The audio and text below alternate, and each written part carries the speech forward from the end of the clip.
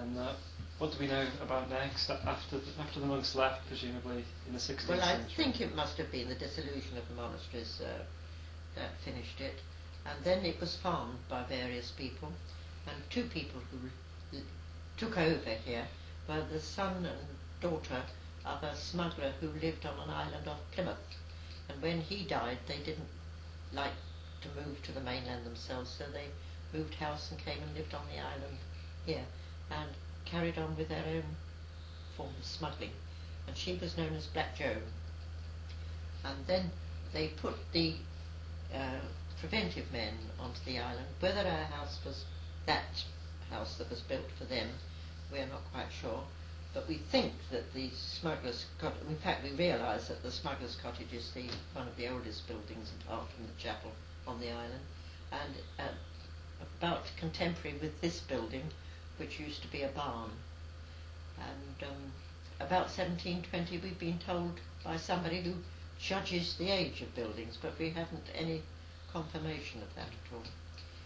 And the island belonged to the Trelawney family at one time, and the present holder of the title, Sir John Trelawney, is a good friend of the island and visits fairly frequently. And there are a lot of legends around the smuggling. Yes. There's supposed to be a tunnel, isn't there? Yeah. On the far side of the island there's a big indentation which leads to a cave which is about 30 yards long. It's big enough for you at high tide to row a boat into. It does get silted up sometimes, it depends on what winter gales we have. But on the cliff above that there's an iron stanchion, and it's our idea that the smugglers used to come into this little cove and use this stanchion to haul their goodies up out of sight of anybody in Looe. And is there supposed to be a tunnel that goes to Looe? Well, there's supposed to be one from here across to Hannaford, where the last house at Hannaford is called Monk's House, because in their garden wall they have little niche windows which are survivals from this second monastery that was built over there.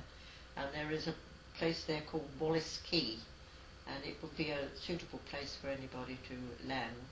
But the story is that the place is riddled with tunnels, but we haven't found any of them. But one is supposed to go from there to Wallace Quay, and one fantastic one. There's another one from here to Hannaford, to East Looe. But the most fantastic one of all is one from here to Foy, but it happens to be 9 miles away. So utterly ridiculous. And there are a lot of stories about, is it Black Joan? Black Joan, yes. She was one of those who lived in the smuggler's cottage. And when the preventive men were put onto the island, we understand there were some smuggled goods in the cave on the far side, and they wanted to get rid of the preventive men, so she pretended that her boat had gone adrift, and she came up calling that she was losing her boat. And there was one preventive man here, and he looked out and saw that it was drifting away, so he got into his dinghy and rowed out after it, and as soon as he'd set foot in there, they all set to load the smuggled goods and hide them. And another thing, in a very old book, a copy of the Cornish magazine for 1890, there's somebody had interviewed one of the old smugglers from here, and he said that the smugglers used to bring their goods here. The people who lived on the island, Black Joan and her brother Amram, they didn't actually do the smuggling themselves, but they hid the stuff for them, and they used to lock them in the cottage and hide the goods so that not even the smugglers knew where they were hidden. And is it there's supposed to be a legend that there's buried treasure left here? Yes. Before I came to live here permanently, my sister received a letter from a clergyman who lived in the Lake District, and he said he had been in the possession of a map that had been in his family for many years. His cousin had visited the island and thought we were the right people to have this map, and so he had sent it to us. So it's a very old map. All the S's are F's, and every time you touch it, it breaks up. So we have it kept very secretly. But does show where the treasure is. We did have a young fellow here who spent his fortnight holiday digging in what we thought was the place, but he didn't find anything. And what do we know about the 19th century here? Do you know anything about it? It belonged to the Trelawney family during that time, and I think they farmed it out. They gave various people that allowed them to come here and stay and farm. And previous owners to us, this isn't 19th century, this is up to date, they ran it as a market garden, and Major General Rawlings, who was a D-Day commander, had it immediately after the war, when the price for early crops was very high, and he used to do potatoes and so on that he could get good prices for on the mainland, being early. And of course, I'm not sure whether he was the one who started the daffodils. We have a very early crops of daffodils. In fact, we can pick one particular make we can pick before Christmas. And when we first came, we took on the marketing of daffodils. And we used to send them up to Miles at Covent Garden, and Attie and Ruth, who was living with her at the time, they used to pick them and bunch them and send them over to me, because I had to be on the mainland because I was teaching. And I did the boxing, got up early in the morning to take the boxes up to catch the flower train at Liscard. And many varieties.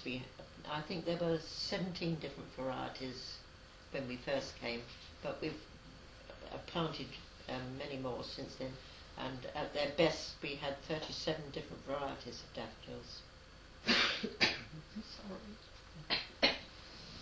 One particular flower, daffodil, because when I came, to me a daffodil was always yellow, but the various kinds we've got, there's one particular one that is pure white, and that used to command the best prices in London. What do we know about the island during the Second World War? It was bombed, evidently, and people who know anything about the Second World War would have heard of a traitor called Haw, and he was a British subject who acted as a traitor, and he used to broadcast from Germany, and he announced on one time that SS St George had been bombed. And actually it was a landmine that landed near the top of the island, and it broke all the greenhouses here and greenhouses on Hannafore as well. And who was here during the war? There wasn't anybody here during the war. There was a gun emplacement at one time, I believe. You can see the concrete foundations for it. And we had 2 cannonballs that we found here, which must have come from some battle earlier on. I always tell the children they came from the Armada, but whether they did or not is anybody's guess. Because the first battle was off here. We have a book on the Armada which contains a contemporary map of the time, and it shows the crescent of the Spanish boats just west of the island, and the English ones staggering out from Plymouth, having played their game of bowls. And our island is shown, but it's called St Michael's Island then. On an older map it's St Nicholas, now it's St George's, and everybody calls it Looe Island.